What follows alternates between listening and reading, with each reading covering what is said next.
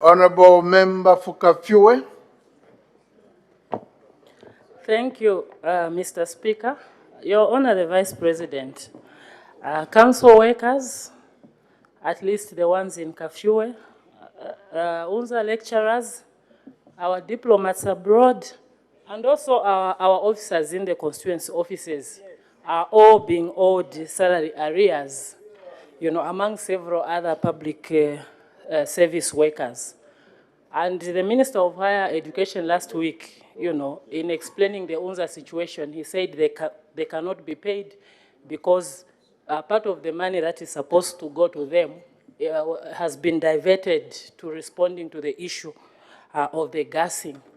I wanted to find out if this is the same reason, among others, why all these departments are not yet paid, and if so, whether as government, you are saying you have already exhausted the money which was allocated to public order and the defense forces, because this budget was far much higher than what was allocated to all the social sectors. I thank you. Honor the Vice President.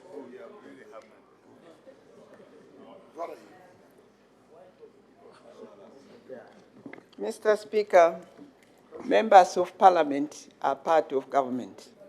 Members of Parliament should understand the operations of government.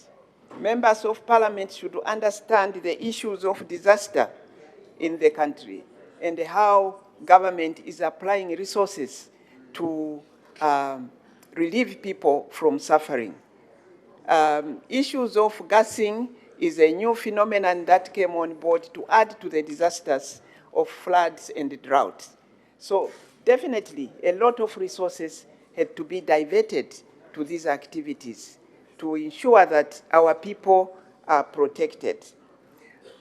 With regards to the salaries of civil servants, the Minister of Finance is working on